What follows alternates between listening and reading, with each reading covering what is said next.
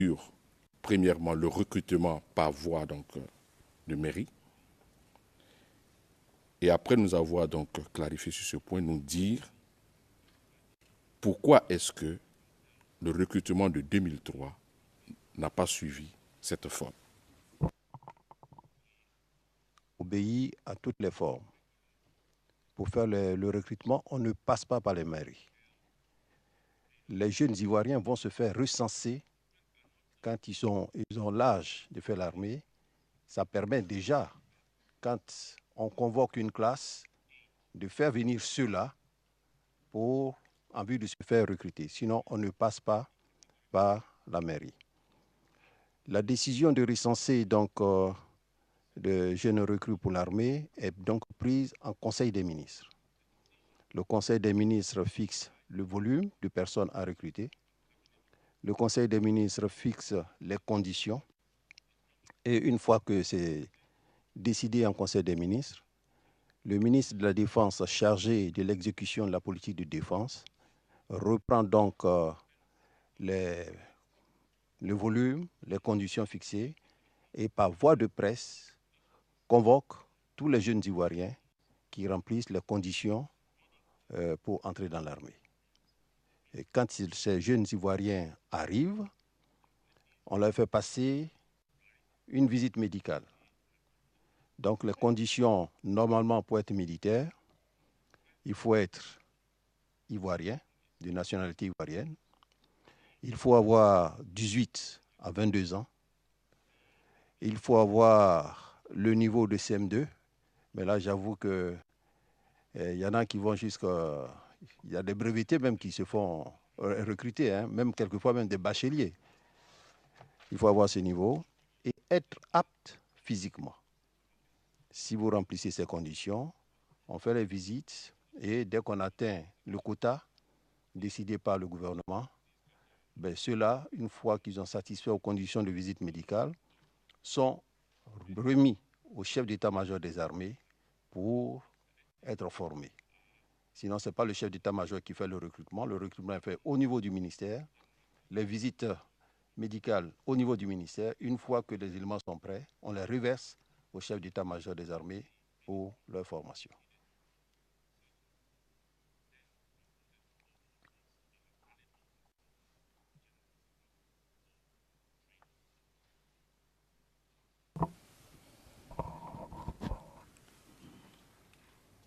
Alors, vous avez, à plusieurs reprises,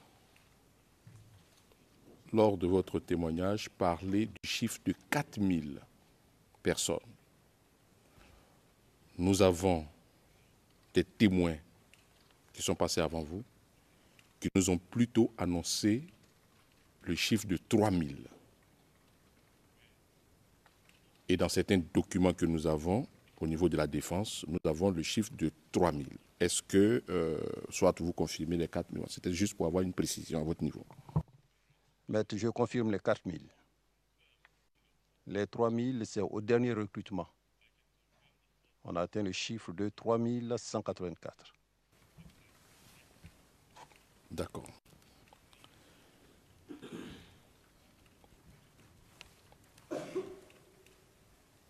Monsieur le témoin, c'est par l'habitude, hein. Sinon, monsieur Mango, on a l'habitude d'appeler tout le monde comme ça, mais bon. Excusez-moi si je passe. Donc, monsieur Mango, je voudrais qu'on revienne un peu sur l'attaque de votre domicile le 14 mars 2011 à Yopougon.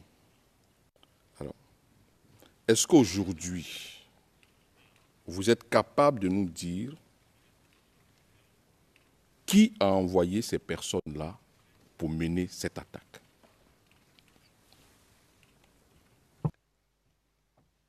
Je ne pourrais pas désigner nommément des gens, mais je sais que cette attaque vient de mon propre camp, c'est-à-dire le camp pour lequel nous travaillons, le camp du président Laurent Gbagbo. Parce que pour une discussion qui s'est passée entre 3 personnes, le président de la République, moi-même, Charles Blé Goudé, mon frère, je ne comprends pas qu'une tierce personne, la veille, vienne dire aux éléments de la garde, ben, Mangou veut que le président rende sa démission, c'est lui qui partira entre les quatre bois. Donc ça, je ne comprends pas. Le deuxième aspect, maître, dans la Bible, c'est dit que au commencement était la parole. Mais bien des choses arrivent par cette parole. C'est pratiquement des prophéties. En 2007, dans le cadre de l'accord politique de Ouagadougou, les discussions militaires qui ont eu lieu à Ouaga, j'ai bien précisé ici qu'aucun militaire ivoirien n'a assisté à ces discussions, même pour les questions militaires. Il est ressorti de cette discussion que 5000 vannes, c'est-à-dire 5000 volontaires armés nouvelles, des forces armées, des forces nouvelles, allaient rejoindre l'armée. Et lorsque le président Laurent Gbagbo, dans le même temps, a voulu mettre sur pied le service civique pour absorber un peu le flot des chômeurs, il nous avait convoqués avec le comité de pilotage dirigé par le ministre Robert Oulaï à la résidence pour que nous puissions lui faire le point des effectifs. Lorsque j'ai annoncé le chiffre de 5000 vannes, à l'issue de la réunion, la première dame est venue vers moi. Elle m'a tenu sur le langage. Si tu roules mon mari dans la farine, je ne vais pas te pardonner ça. Parole sortie de la première dame. Deuxièmement, à son procès, elle a dit, à la question du juge, pourquoi n'avez-vous pas demandé à votre époux de démissionner? Elle a dit, mais si je dis à Laurent de démissionner, mais il va me gifler. Donc, vous comprenez, j'ai dû faire une analyse pour dire, mais si la femme propose au mari de démissionner et qu'on la gifle, nous qui ne sommes pas de la famille et qui proposons au président de démissionner, c'est plutôt la mort qu'on nous donne. Voilà. D'accord. Je vais vous lire votre déclaration que vous avez donnée devant les enquêteurs du bureau du procureur. CIV, OTP 0011 04 82, page 494, ligne 402 à 408. Enquêteur numéro 2. Enquêteur 2. Et je cite enquêteur 2. Vous pensez que Blé Goudé était sincère dans ce qu'il vous disait? Personne entendu. Non. Écoutez, frère. S'il n'est pas sincère dans ce qu'il dit, moi j'ai toujours dit, je leur ai toujours dit la vérité. Les faits me donnent raison aujourd'hui. Enquêteur 2. Vous ne savez pas. Vous avez dit que vous ne savez pas s'il était sincère. Personne entendu. Je l'avais imaginé. Madame, je l'avais imaginé. Suite à tout ce qui s'est passé, je l'avais imaginé. Fin de citation.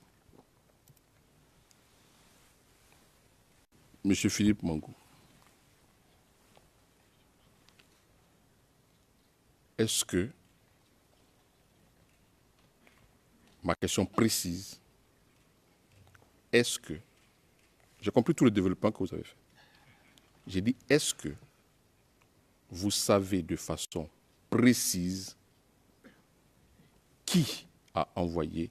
Vous pouvez dire, selon vous, sont les gens de votre camp. Ma question est précise. Est-ce que vous savez qui a envoyé ces personnes aujourd'hui vous attaquer? Derrière la question qui, je mets un nom.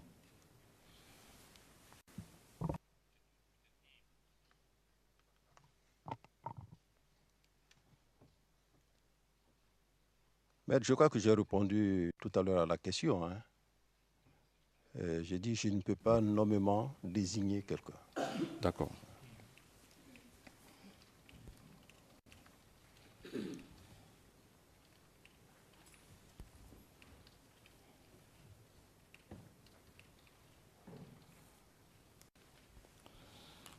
Alors, je vais aborder toujours dans le même sens, mais juste pour nous situer dans la chronologie des événements. Le 11 mars 2011, lorsque le président vous reçoit au palais présidentiel,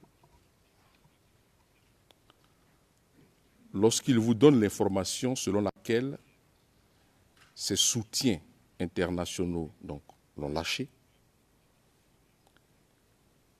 dans le développement des faits, tout de suite, vous sautez sur l'occasion pour lui donner votre position. C'est bien cela? C'est bien ça. D'accord. Donc, lorsque M. Charles Blé Goudé vient chez vous à 19h30, votre position à vous est déjà connue de M. Gbagbo. C'est bien ça. D'accord. Je voudrais aborder un autre sujet avec vous. Et je vais d'abord appeler une vidéo.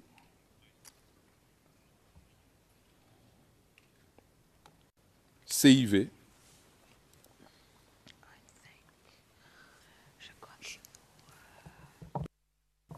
Juste un instant.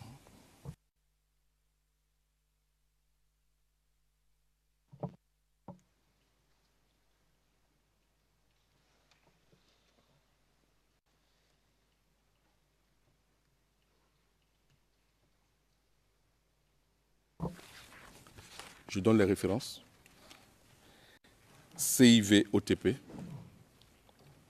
0026 0018. Le passage, donc il s'agit d'un JT de 20 heures qui a été diffusé le 4 mars 2011 et aussi au JT de 13 heures le 5 mars 2011. Les passages, donc 48 minutes 55 secondes à 52 minutes 16 secondes.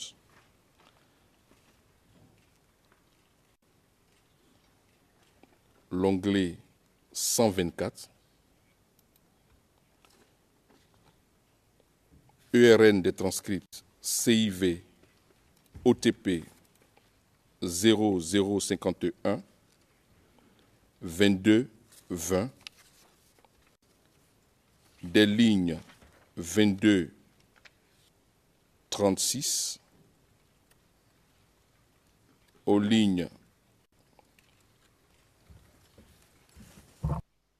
22-36, ligne oui. 612. Page 22-36, ligne 612, à la page 22-38, ligne 663. Monsieur le témoin, je vais vous demander de suivre donc cet élément. Après, je vous poserai des questions. Très bien, maître. Communiqué ultérieurement. Selon M. Amadoune Touré, porte-parole de l'ONUCI, son organisation vient de réceptionner 2 avions de guerre de type Mi-24.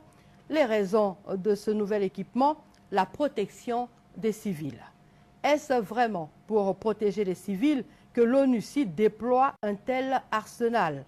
Rien n'est moins sûr, nous dit Victor Pan Debas.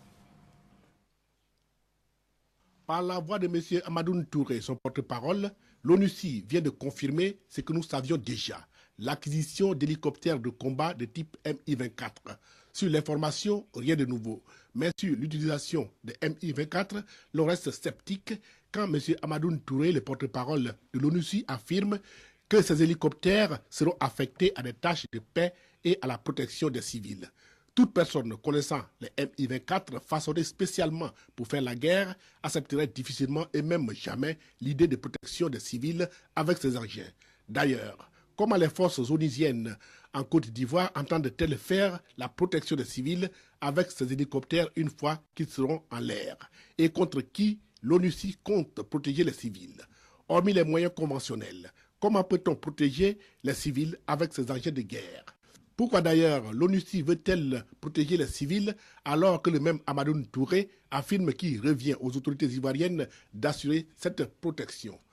Quand l'on connaît les agissements de l'ONUCI tels que sa participation aux côtés de la rébellion au combat du Golfe Hotel le 16 décembre 2010 contre les forces régulières lors de la supposée marche pacifique du RHDP pour prendre la RTI, de ces tirs à balles réelles sur des populations aux mains nues à Abobo et dans les différents quartiers d'Abidjan, et que l'on constate donc la partialité de l'ONU dans la crise ivoirienne, l'on se dit que l'acquisition de ces Mi-24 n'est que le début de la guerre totale qu'a décidé de livrer l'ONUCI aux forces régulières de Côte d'Ivoire au profit de la rébellion. D'ailleurs, un document confidentiel paru dans différentes presses ivoiriennes l'atteste. Dans un premier temps, ces hélicoptères basés à Bouaké vont protéger l'axe routier Abidjan-Yamoussoukro-Bouaké, une façon sûre d'empêcher les forces régulières aux différents fronts, au centre et à l'ouest, d'être coupées de leur base d'Abidjan. Et dans un deuxième temps, ces hélicoptères serviront d'espions aux forces rebelles en indiquant les positions des FDS. Les hélicoptères seront ravitaillés en carburant au 43e BIMA.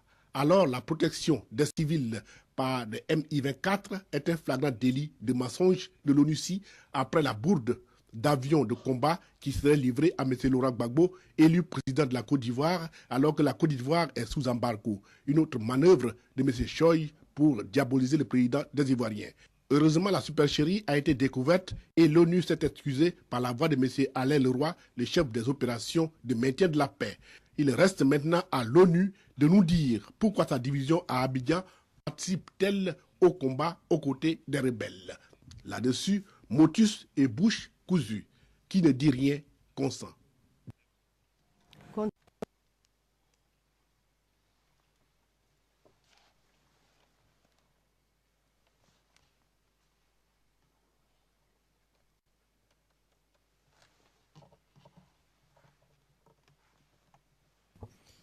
Maître Ndri, finish.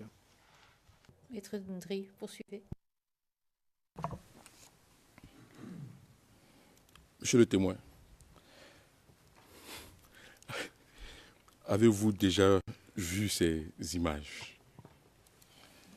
Oui, maître, j'ai vu ces images. D'accord.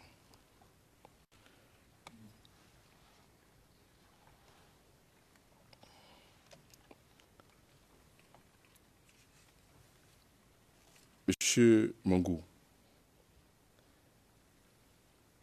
est-ce que votre état-major a été saisi de cette acquisition de Mi-24 par l'ONUCI en son temps? Oui, nous en avons été saisis.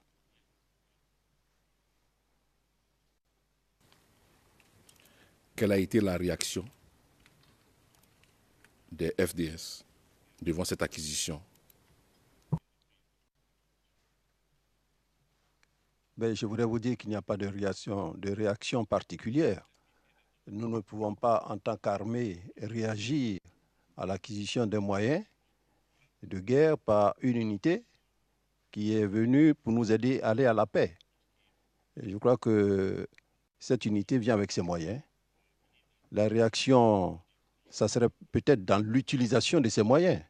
Sinon, nous ne pouvons pas empêcher une force onusienne qui arrive en Côte d'Ivoire de venir avec ses moyens pour pouvoir travailler sur le terrain. tout comme nous ne serons pas d'accord qu'on nous impose aussi d'autres moyens dans le cadre de la crise. Et là-dessus, nous avons eu plusieurs fois à faire des déclarations pour nous dire que nous avons nos moyens propres, qu'on nous laisse utiliser nos moyens.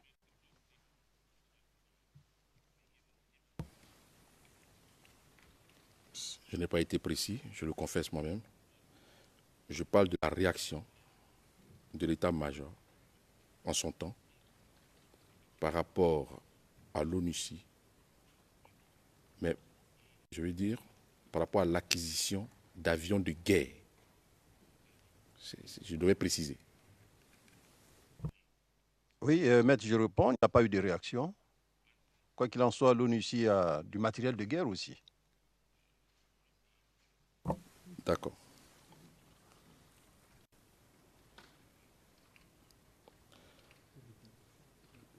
Je vais appeler une autre vidéo et après je vous poserai la question.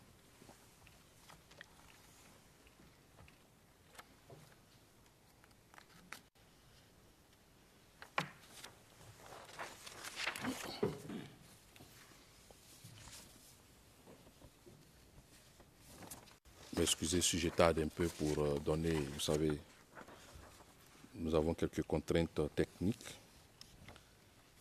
Et voilà.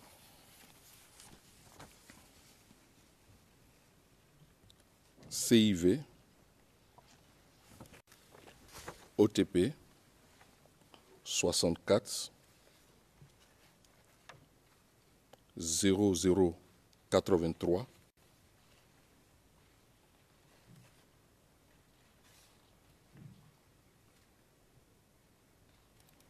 Retrouvez la météo avec vidéo, le JT de 20h.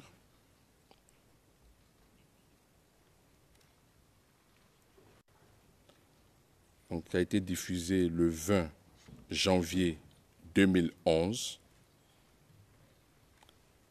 La minute qui nous intéresse, c'est de 8 minutes 52 secondes à 15 minutes. Onglet 374. Le transcrit correspondant CIV OTP 0094 0336. Page 338, ligne 40, à la page 339, ligne 111. Donc je vous invite à voir cette vidéo et après je vous poserai la question.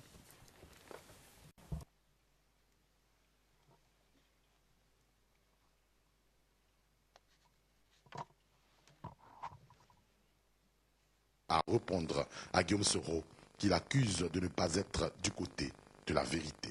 Je voudrais donc profiter de la présence du ministre Blé Goudé, qui est le président de la jeunesse ivoirienne, qui est venu ici nous apporter le soutien de cette jeunesse, pour m'adresser un peu à un des jeunes aussi, qui par la force des choses est devenu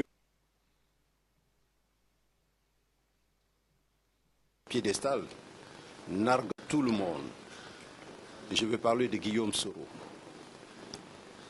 Dans l'interview, Guillaume Soro me dit que je ne suis pas du côté de la vérité, que je suis fils de pasteur. Je le reconnais. Mais je lui dis qu'il n'est pas du côté de la vérité, qu'il a été ancien séminariste, donc il était pratiquement, lui, à deux doigts d'être prêtre, c'est-à-dire homme de Dieu. Il faut que les choses soient claires pour les Ivoiriens. Et je voudrais que les Ivoiriens sachent la vérité. Nous avons été approchés par ce monsieur pour nous demander de mettre l'armée à la disposition de M. Alassane Ouattara qui, dit-il, venait d'être élu. Nous lui avons dit non. Il nous a envoyé quelqu'un, certainement ça doit être un appât de sa part, pour nous dire que nous devons être nommés chef d'état-major. J'ai dit à son émissaire que j'ai fait 6 ans de commandement et que même si aujourd'hui le président Gbagbo venait à me remercier, je retourne tout simplement au village et que je ne souhaitais pas être chef d'état-major de M. Alassane Dramane Ouattara. Si c'est ça qui dit que je ne suis pas dans la vérité, j'ai dit que je ne suis pas dans la vérité. J'ai eu des entretiens avec M. Guillaume Soro. Je lui ai dit que c'est lui qui a conduit le processus. À un moment donné, il a même dit qu'il était arbitre. Et je lui ai tout simplement dit que quand on a conduit le processus, comme il a fait, et quand il s'est dit arbitre, comme il a été, il se doit de dire aux Ivoiriens la vérité. Nous avons tous écouté M. Guillaume Soro. Il nous a toujours dit, à la réunion des généraux, tout comme aux Ivoiriens, que tous les candidats ne devaient se prononcer qu'après que le Conseil constitutionnel ait donné les résultats définitifs. Est-ce ce qui a été fait? Ce n'est pas ce qui a été fait. Nous, des forces de défense et de sécurité, nous avons une mission. Celle de défendre l'intégrité du territoire national en tout temps, en tout lieu, en toutes circonstances, quelles que soient les formes d'agression.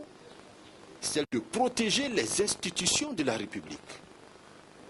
L'institution de la République a parlé, nous nous en tenons à ce qu'a dit l'institution de la République. Il faudrait que cela soit clair.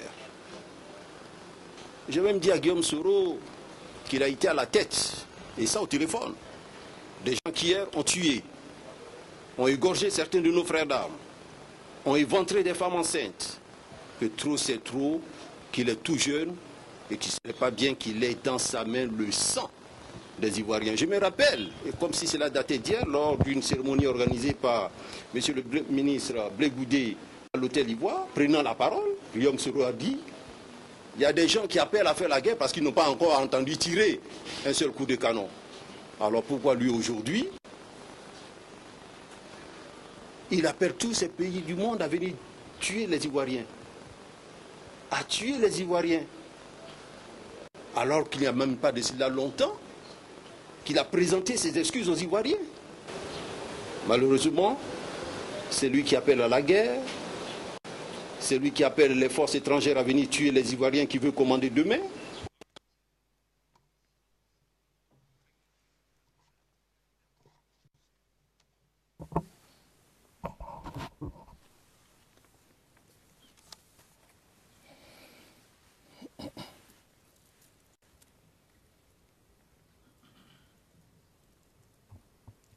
Maître André.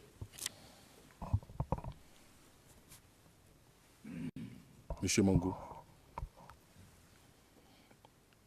pour vous citer,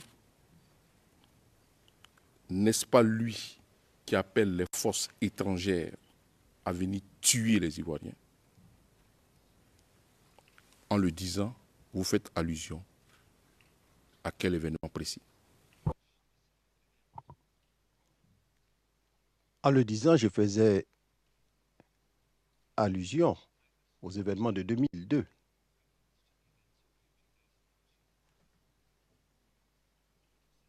Puisque là, nous sommes en janvier. Nous sommes en janvier 2011. Janvier 2011. Donc, je le disais par rapport aux événements de 2002. Ceux qui ont été égorgés, c'était des frères d'armes, des gendarmes qui ont été égorgés à Boaké. D'accord. On reviendra plus tard sur cette vidéo. Je voudrais appeler une autre vidéo. CIV, OTP, 0064, 0083. C'est une vidéo donc de la RTI, un JT, qui a été diffusée le 20 janvier 2011 à 20h. Et nous allons partir donc de la minute 52-38 à 54-29, onglet 374. Le numéro de transcrit, c'est CIV D25 0050 0016, onglet donc du transcrit 824.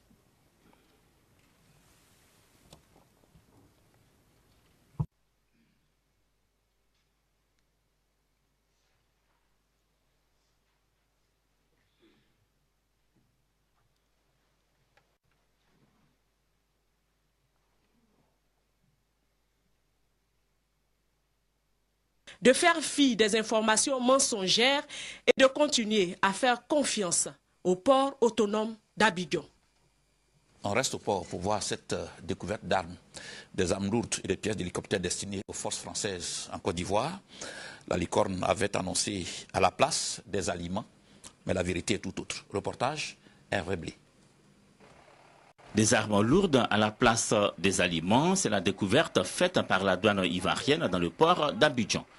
10 conteneurs ont été passés au scanner avant d'être ouverts. Dans l'un d'eux, censé contenir, comme les autres, des aliments, ont été découvertes 2 armes de guerre, un canon 12-7 et un A-52. Dans les conteneurs passés au crible par la douane ivoirienne, la force licorne française à qui ils appartiennent a déclaré des aliments destinés à sa propre consommation.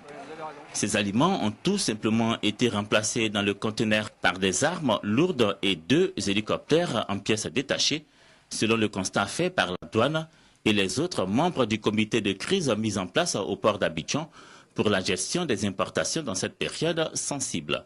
Les 10 conteneurs ouverts ce jeudi font partie du lot de 52 débarqués du navire Eclipse affrété par la force française à Licorne et qui a séjourné au port autonome d'Abidjan du 9 au 11 décembre dernier.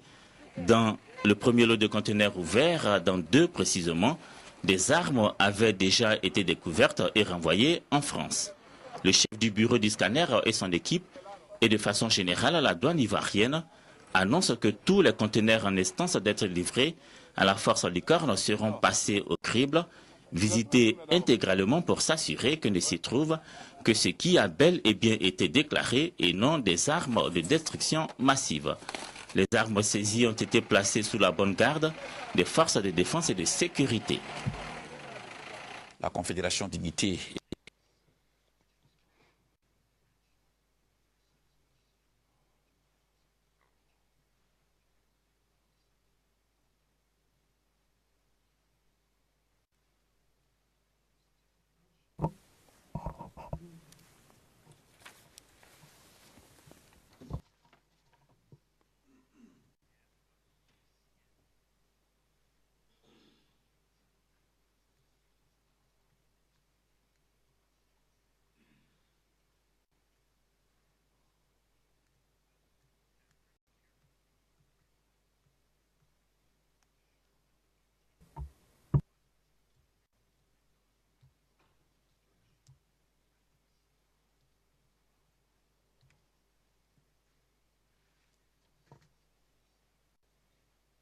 Maître André.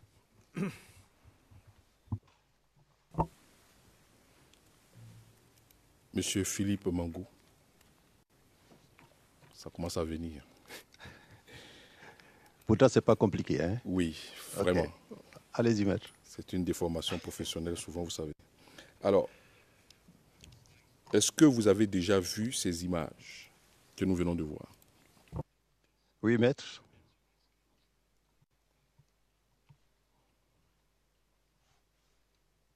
Non seulement j'ai vu les images, mais je me rappelle quand c'est arrivé, le général commandant les forces françaises s'est déplacé venu me voir l'état-major. Nous n'y avons vu aucun inconvénient, nous avons restitué le matériel.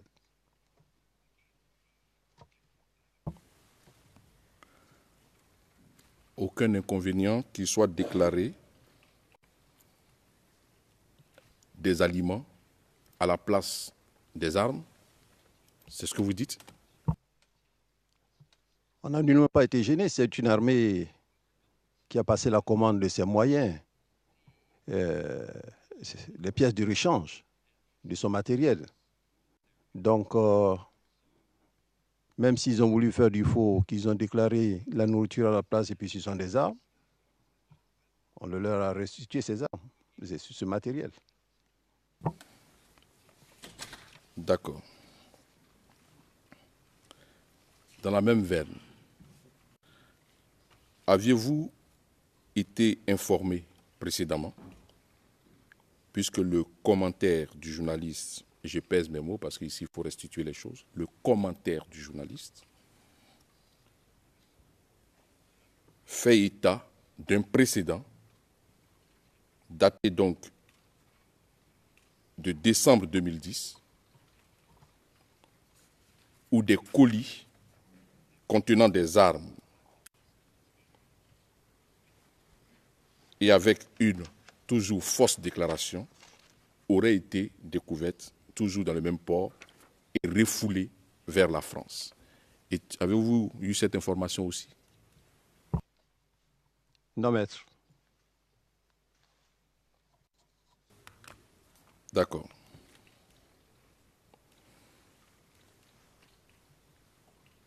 Monsieur Philippe Mangou, est-ce que le nom Renaud Vignal vous dit quelque chose?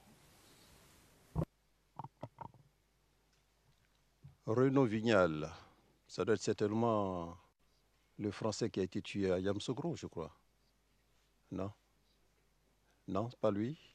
Je vais vous suggérer, oui, pour voir si l'ambassadeur de la France en Côte d'Ivoire au moment du déclenchement de la crise. Le nom, oui.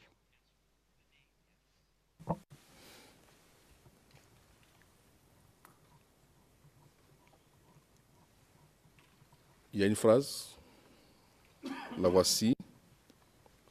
Le chef de l'État ne passera pas Noël au palais présidentiel.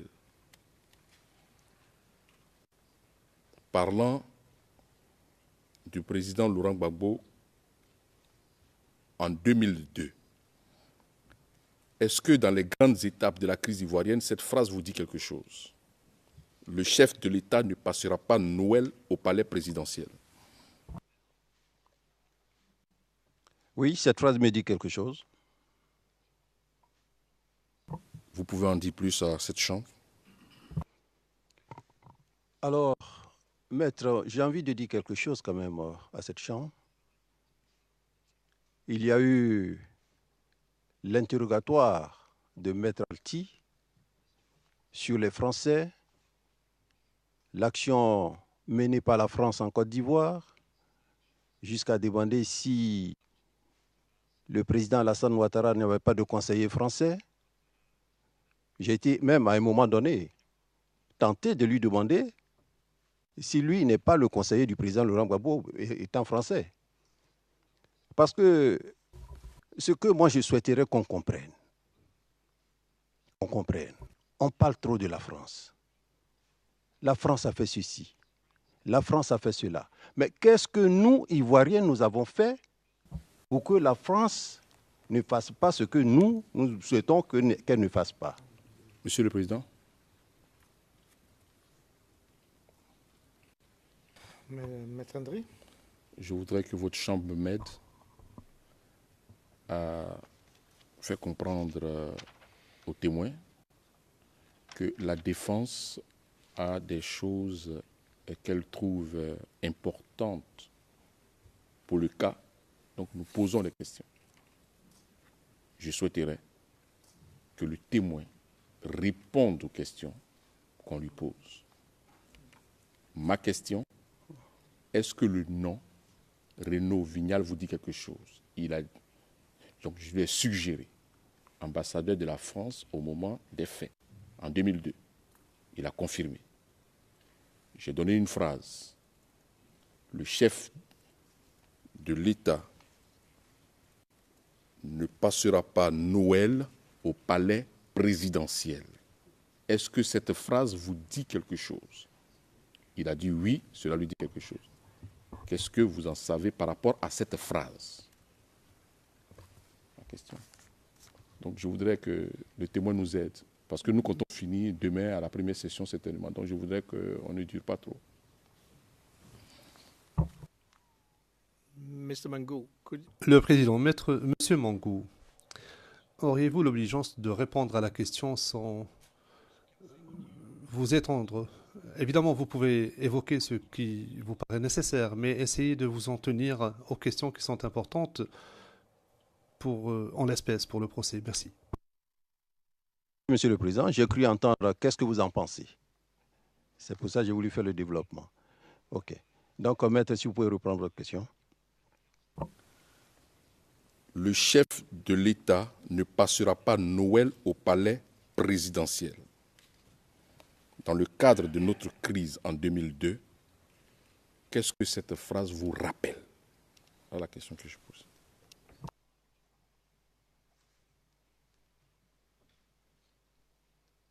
Alors, qu'est-ce que cette phrase me rappelle? Je dirais que c'est une phrase qui a été prononcée par une personne. Est-ce qu'elle pouvait refléter la réalité? Je ne sais pas.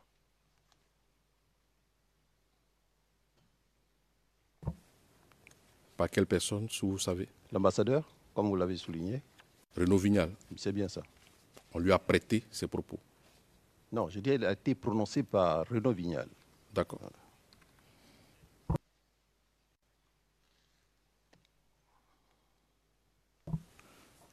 Je vais appeler une autre pièce. CIV,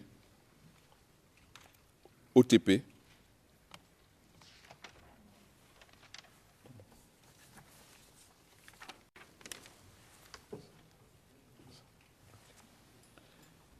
donc je reprends, s'il vous plaît.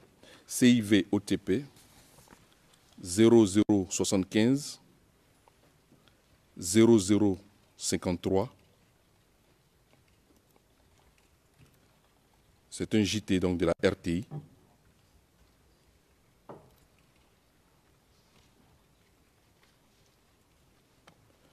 Nous allons donc diffuser les passages 17 minutes 25 secondes à 21 minutes 20 secondes, onglet 477,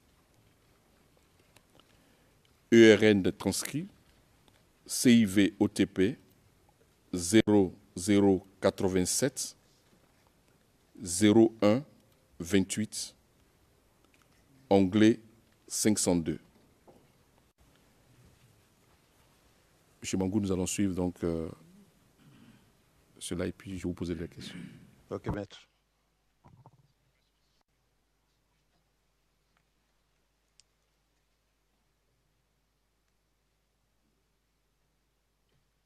Au cours des manifestations du RHDP du 16 décembre dernier et témoignage de soutien aux victimes de l'ONUCI.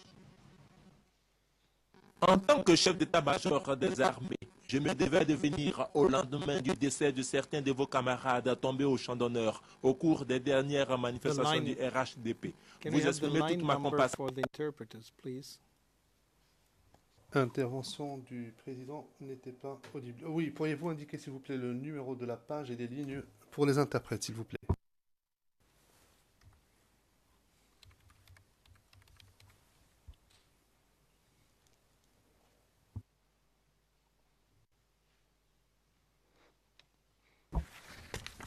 Donc, page 0129 à partir de la ligne 12.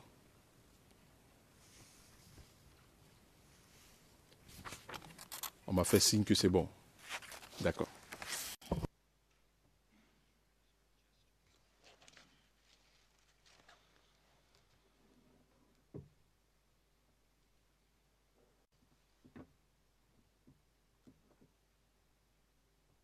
Au cours des manifestations du RHDP du 16 décembre dernier et témoignage de soutien aux victimes de l'ONUCI. En tant que chef d'état-major des armées, je me devais de venir au lendemain du décès de certains de vos camarades tombés au champ d'honneur au cours des dernières manifestations du RHDP. Vous exprimez toute ma compassion et vous encouragez à poursuivre l'excellent travail que vous faites pour votre pays. C'est par ces mots que le général de corps d'armée Philippe Mangou a commencé son adresse au personnel des forces terrestres qu'il a exhorté à demeurer soudés pour la restauration de la dignité et de la souveraineté de la Côte d'Ivoire. À l'hôpital militaire d'Abidjan, où il s'est rendu par la suite après avoir rendu hommage au corps médical des armées pour la qualité de ses prestations, le chef d'état-major des armées est allé apporter soutien et réconfort de l'ensemble des forces de défense et de sécurité aux victimes de l'opération des Nations Unies en Côte d'Ivoire, ONUCI. En saluant l'élan de solidarité des autorités du pays ainsi que du peuple ivoirien autour de leur personne, les victimes de l'ONUCI ont marqué leur détermination pour la suite du combat. Nous disons merci à Dieu, nous disons merci aux autorités, à la Première Dame, le général, le président de la République, tout le monde, tout le gouvernement pour le soutien. Vraiment, nous sommes de cœur. Le mal est là, hein, mais nous sommes de cœur avec eux. En 2004, j'ai été blessé ici, par l'Igone. Il y a eu une balle ici, à l'aéroport. Mais aujourd'hui, je suis là. Pour le chef d'état-major, le général de corps d'armée Philippe Mankou, l'attitude des soldats de l'ONUCI est tout simplement inadmissible. Je suis très amer et très déçu du comportement des forces impartiales. Hier, le général Hafiz, avec insistance, m'avait demandé de voler au secours de certains de nos frères des forces impartiales qui avaient été bloqués par une foule évaluée à près de 6000 personnes. Je suis parti de mon bureau à 9 h. Je ne suis rentré à la base qu'à 15 h. C'est dire que les négociations ont véritablement achoppé avec la jeunesse, mais Dieu merci. Les jeunes m'ont compris et nous avons pu extirper 13 éléments de force impartiale de l'ONUCI. Personnellement, je les ai pris avec moi pour aller les remettre à la base au général Hafiz. Je ne comprends pas qu'aujourd'hui, qu'ils veuillent donner des instructions à ces hommes pour tirer sur des Ivoiriens au menu. Cela ne se fait pas. Toutes les forces régulières militaires ont été instruites au droit international humanitaire. Même sur le champ de bataille, il y a des choses qu'on ne peut pas faire. Tout simplement parce que la Convention de Vienne nous le commande. Il faut respecter les civils au menu. Il faut avoir un minimum d'égards pour ces civils. Il faut collaborer avec ces civils dans la courtoisie. Et nous disons au général Hafiz que c'est la dernière fois que ces hommes tirent sur des Ivoiriens au menu. Nous le disons aussi pour Nicole, parce qu'il y a eu déjà un antécédent. Ils n'ont qu'à donner des instructions à leurs hommes pour qu'ils protègent la population et non qu'ils se mettent à tirer sur cette population. Parce que quand nous discutons avec les deux généraux, ils nous disent que si leurs populations sont touchées, ils interviennent. Alors pourquoi veut-il faire des différences entre les différentes populations? Nous, notre mission, c'est de protéger toutes les populations sans exclusive. Que vous soyez Ivoirien ou non Ivoirien, nous avons pour mission de protéger toutes ces populations. Nous ne comprenons pas leur comportement. Et nous disons, c'est bien la dernière fois qu'ils ont tiré sur les Ivoiriens, qu'ils arrêtent. Voilà donc qui est désormais clair quant aux agissements de ceux qui se croyaient en terrain conquis en Côte d'Ivoire.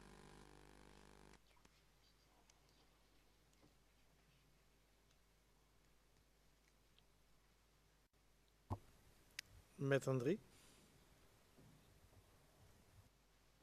I think the French was...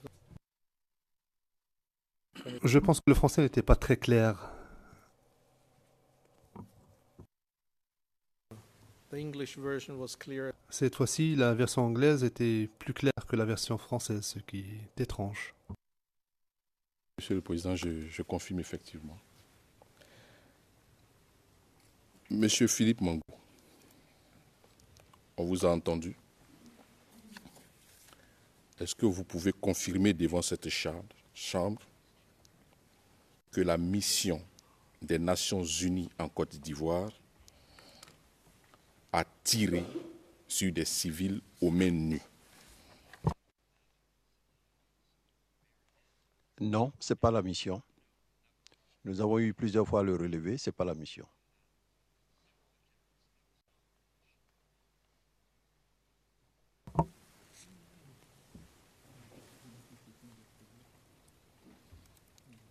Monsieur Philippe Mankou.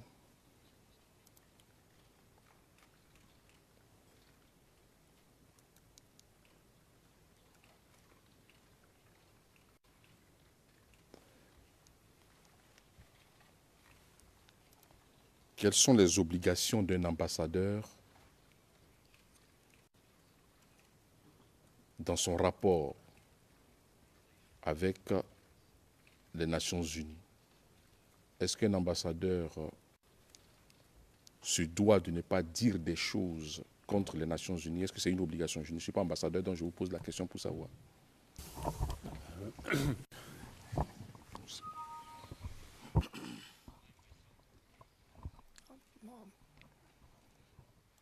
Monsieur le Président, vous voulez qu'on en débatte? Excuse me.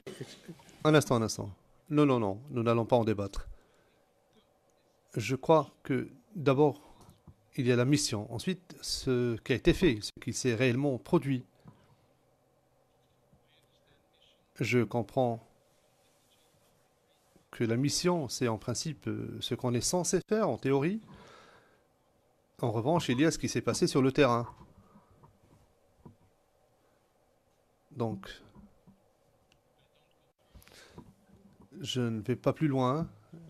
Évidemment, je ne veux pas en dire plus pour ne pas influencer la réponse. Mais il s'agit de deux notions différentes. Monsieur Philippe Mango, qu'est-ce que nous devions entendre par vos propos quand vous dites qu'il faut que le général Hafiz parle à ses hommes, il faut qu'ils arrêtent de tirer sur des civils aux mains nues?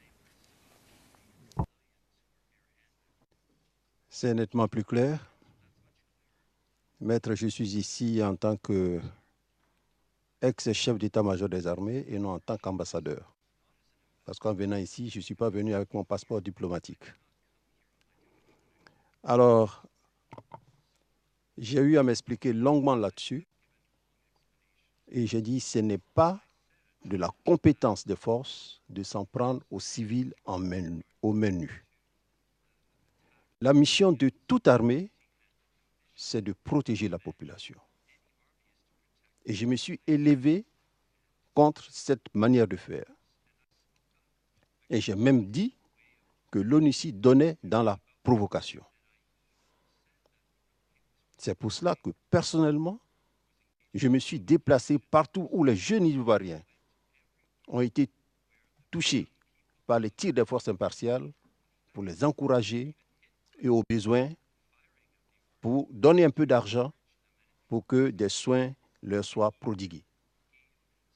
Nous n'avons jamais été d'accord sur cette manière de faire parce que nous nous disons que la balle qui sort du canon n'est pas adressée à un jeune du LMP ou un jeune du RHDP ou un jeune du PIT. Quand elle sort du canon, elle ne choisit pas son camp. Donc nous avons trouvé que ce n'était pas bien, nous l'avons relevé. Nous l'avons relevé, je suis allé, j'ai vu le général Hafiz et je lui ai dit, nous avons eu une réunion.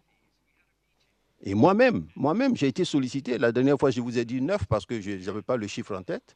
Mais c'est bien 13 Bangladeshis que je suis allé secourir à Yopougon.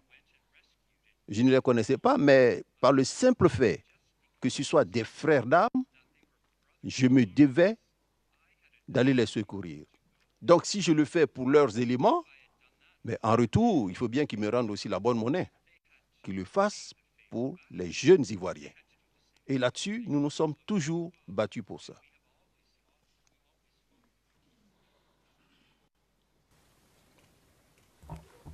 Monsieur le témoin.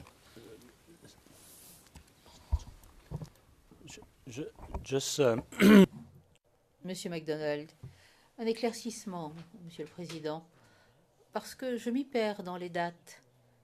J'aimerais bien savoir où ce que nous avons, la vidéo, la séquence vidéo où se situe. Même si c'est une vidéo de l'accusation, le président. Vous m'avez coupé l'herbe sous le pied. Alors, de quand date cette vidéo? Quand cette vidéo a-t-elle été tournée? Et quand a-t-elle été diffusée?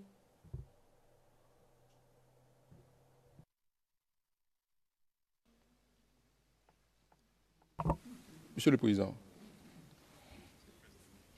j'ai une série de vidéos à présenter aux témoins.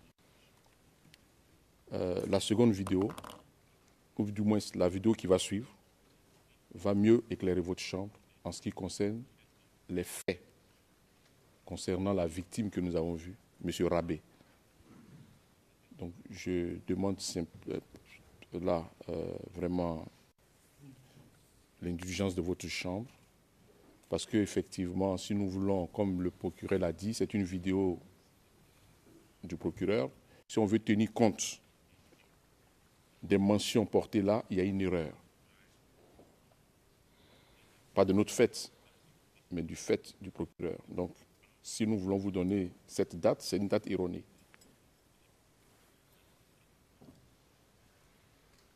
Mr. Mangou, do you know when... Non, Monsieur Mangou, est-ce que vous savez quand cette vidéo a été tournée? We ask the source, it would be... Il vaut mieux s'adresser à la source. Est-ce que vous vous en souvenez? Dans le mois de décembre, avant les événements d'Abobo. December 20... Décembre 2010? Ça, Monsieur le Président. Okay. Le Président, très bien. Maître Ndri. En fait, on avait la date du 3 janvier 2011, lorsque dans la diffusion du procureur, c'était 3 janvier 2010. C'est pour cela que je n'ai pas voulu effectivement anticiper.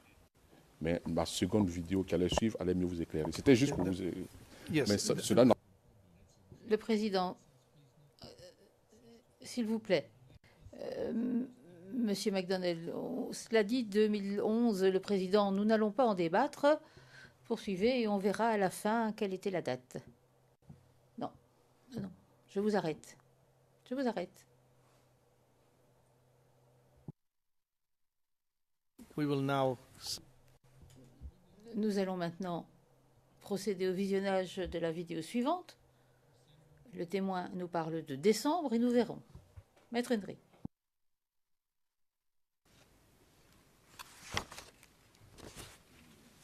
Monsieur Mangou, Philippe.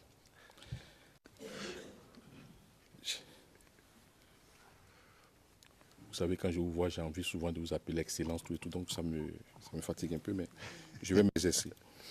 Alors, est-ce que ce que je dois retenir, parce que je voudrais obtenir quelque chose dans les faits, est-ce que oui ou non, certains membres de la mission ont tiré sur des civils, oui ou non? Oui, j'affirme.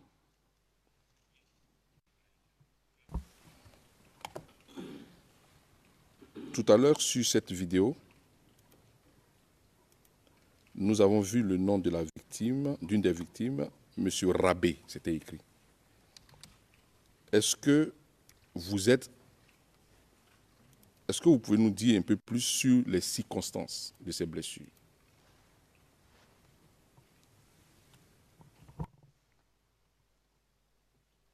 Je ne me rappelle plus des circonstances, mais je sais que l'ONUCI a souvent tiré sur les jeunes Ivoiriens, tout simplement parce qu'ils ont mis un branchage sur la route pour empêcher le passage du char, ou bien tout simplement parce qu'ils se sont opposés à leur déplacement, ils ont tiré sur eux.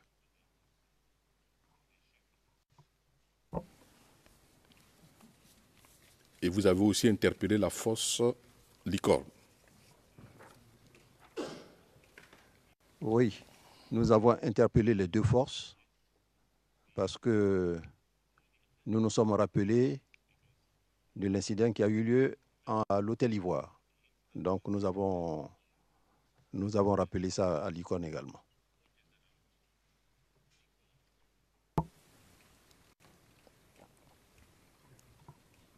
Monsieur Philippe Mangou, est-ce que, si vous le savez, si vous avez eu connaissance, donc je mets une condition, est-ce que dans un seul rapport, si vous le savez, de Human Rights Watch ou de Amnesty International, vous avez lu que la mission des Nations Unies en Côte d'Ivoire, pas la mission, bon, certains membres de la mission,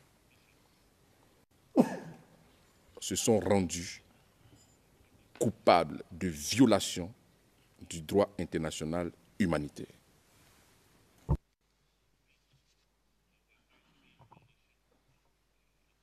Non, j'ai jamais vu ce document.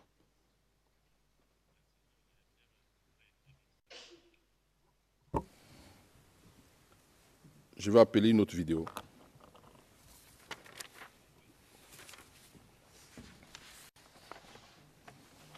CIV, OTP,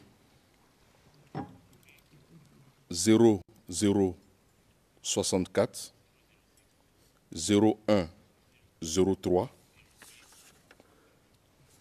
C'est un JT diffusé le 1er janvier 2011 à 20h. Et les minutes qui nous intéressent ici partent donc de la minute 46-35 secondes à 48-30 secondes. L'onglet 825. Le transcrit CIV D25 0050 0017. Onglet 826. Can you indicate the line number? La greffière d'audience, pouvez-vous, s'il vous plaît, indiquer le numéro de la ligne?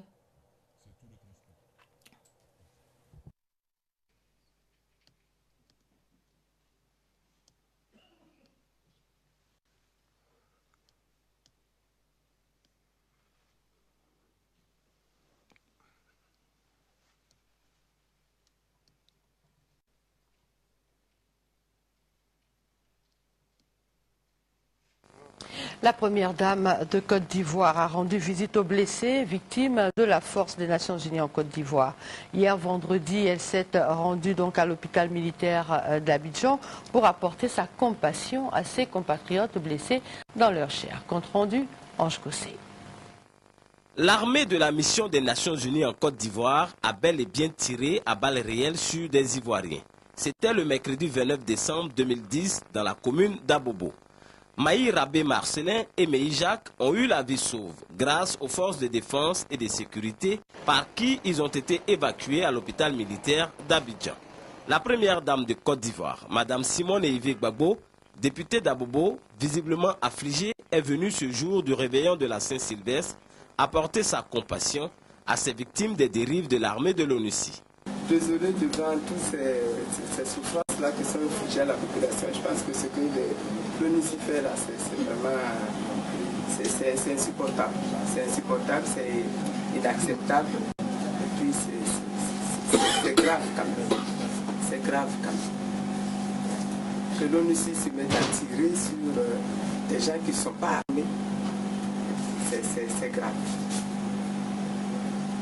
C'est tout ça là qu'on dénonce, c'est pour ça qu'on dit qu'ils n'ont qu'à partir. Et il faut partir, parce que s'ils sont inscrits dans ce comportement-là, ils n'ont plus rien à faire chez nous. L'ONUCI, dans sa logique de faire un président ivoirien, s'entête à se maintenir et à jouer à un jeu trouble en Côte d'Ivoire, malgré son départ formulé par le président de la République, son Excellence Laurent Gbagbo.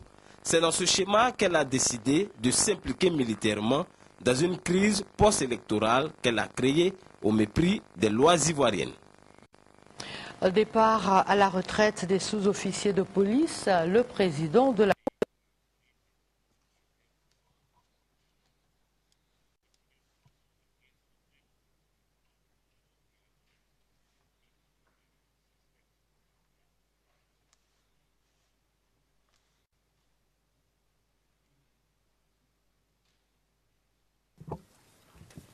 Monsieur le Président, juste une minute.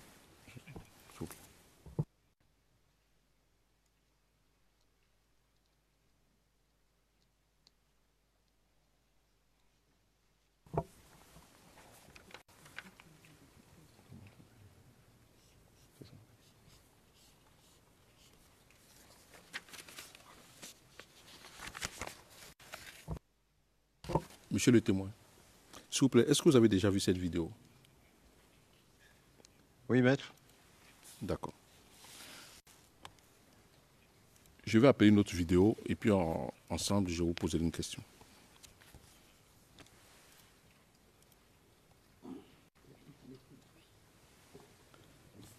CIV OTP 0064 0078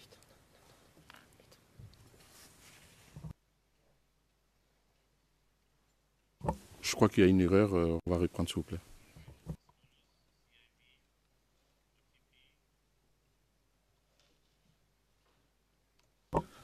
Voilà. Après vérification, nous pensons que c'est bon.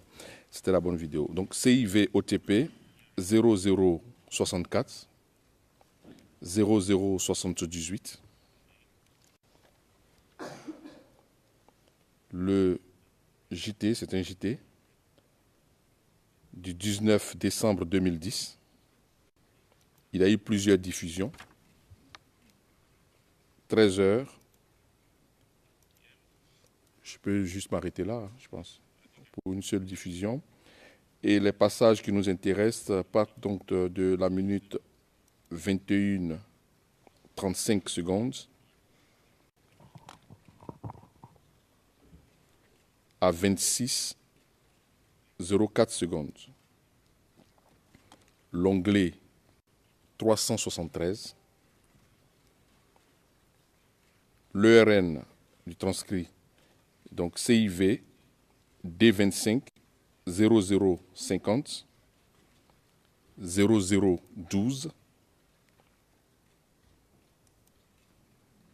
page 13, ligne 53 à 120.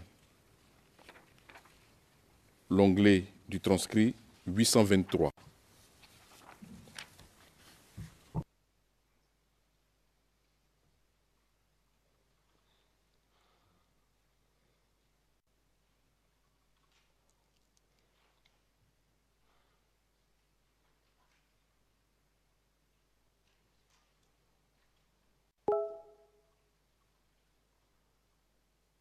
Des armées, le général de corps d'armée Philippe Mangou s'est rendu ce samedi à l'hôpital militaire au chevet de ses frères d'armes blessés avec la complicité ou la participation des éléments de l'opération des Nations Unies en Côte d'Ivoire, ONUCI.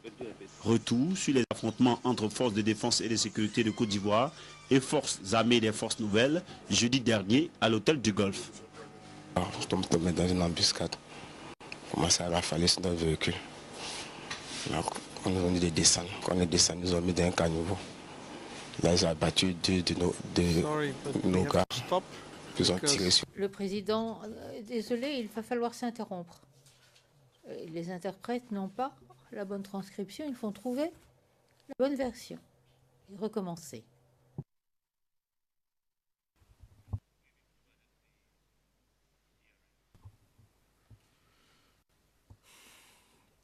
Can we have again the ERN?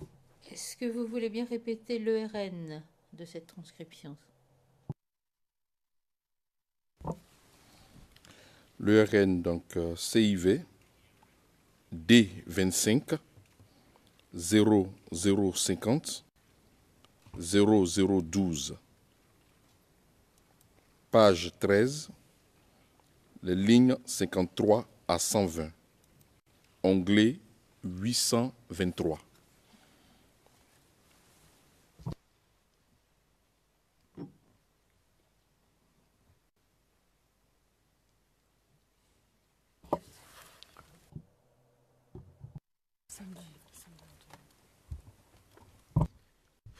The interpreters don't have. Le président, les interprètes n'ont pas de copie papier. Avez-vous une copie papier?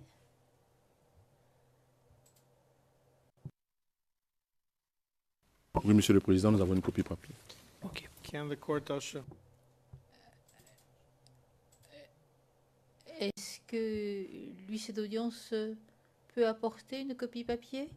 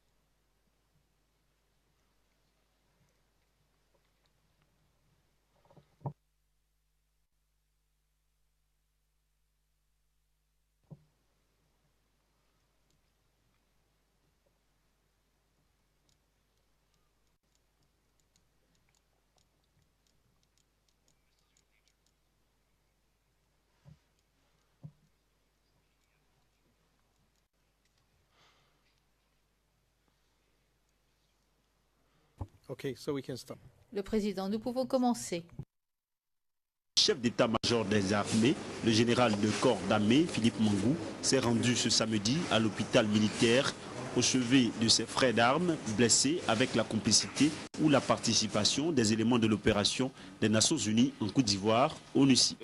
Retour sur les affrontements entre forces de défense et de sécurité de Côte d'Ivoire et forces armées des forces nouvelles jeudi dernier à l'hôtel du Golfe.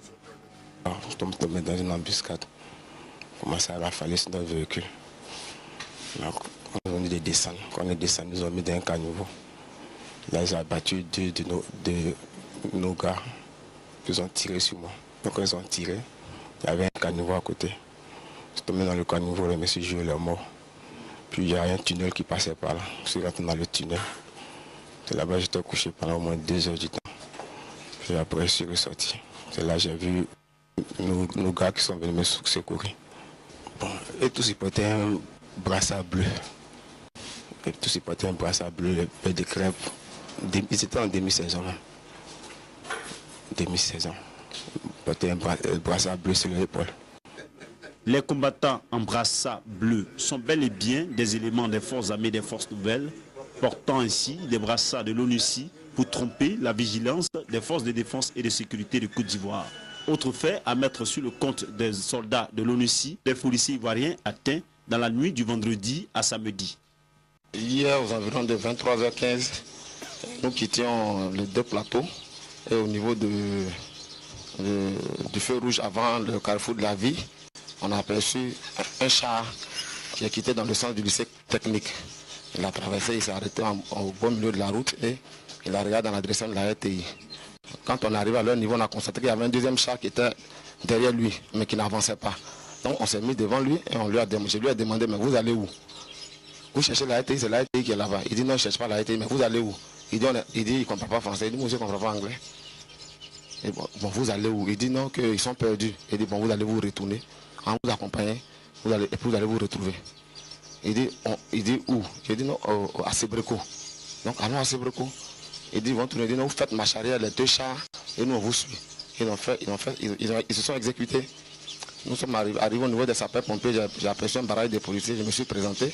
Je leur ai dit que j'ai reconnu un policier dedans qui m'a vu, il dit, ah chef, vous allez où? J'ai dit non, ils disent qu'ils sont perdus, donc je les accompagne à Sébreko, pour ne plus qu'ils se perdent encore. Donc on est parti, arrivé au niveau de la gare nord, ils sont allés vers Bobo, on a coupé devant eux, on leur a dit Sébreko c'est pas là-bas, retournez, on va partir à Chaux. Ils ne connaissent pas la route, bon suivez-nous. Arrivé au niveau de pharmacie à Ban là, on leur a dit de passer devant. Ils sont passés devant et on est arrivé au niveau de Sébreko, je savais qu'il y avait un poste d'observation là.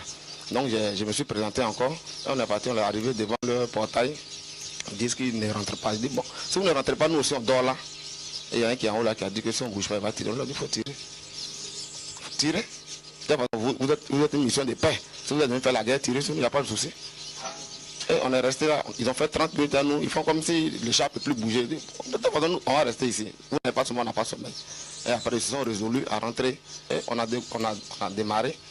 On a pris le pont maintenant pour venir juste un peu vers notre poste d'observation. Et tout d'un coup, j'ai entendu des rafales par derrière. Et le chauffeur, il a accéléré un coup. Je lui ai dit, arrête-toi, arrête-toi. Alors que moi, j'étais le copilote et j'ai pris la balle là. On a essayé de soulever Martial pour le mettre derrière le véhicule pour partir. C'est en ce moment qu'il est venu prendre la voiture, il n'a pas pu démarrer. Donc il y a un véhicule qui venait, mais en ce moment, il agonisait. Il agonisait, comme il est costaud, on ne pouvait pratiquement rien. Il agonisait, il avait presque rendu l'âme. Et il y a un véhicule de 10e arrondissement qui est venu. Bon, c'était mes promotionnaires étaient dedans, ils m'ont reconnu. Ils ont dit, bon, comme l'autre, il est déjà mort, toi tu sais, on va t'envoyer à l'hôpital. On le voit très clairement, l'arbitre d'hier a choisi son camp pour être un véritable acteur sur le terrain. Mais jusqu'à quand? Les familles des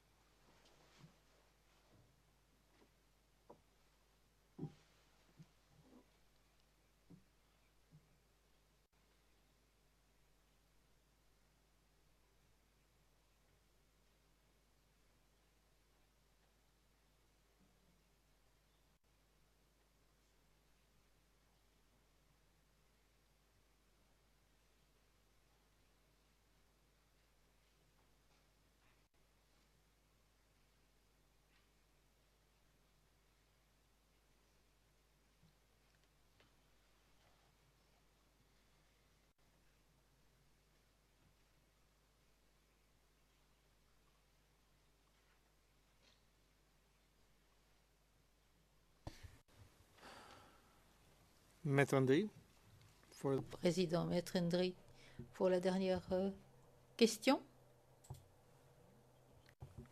Je pense que vous avez vu l'heure. Monsieur le Président, je poserai ma question demain matin. Comme ça, ce sera bon, parce que c'est... I think we can, No. as you wish. Le Président, je pense que nous pouvons, mais c'est comme vous voulez. Demain matin. OK. Le Président, très bien. Vous allez pouvoir ainsi réfléchir à la vidéo que vous avez vue. Vous aurez des questions demain matin. Je vous remercie, Monsieur Mangou. Je remercie tout le monde. Et cette audience est levée jusqu'à demain matin 9h30.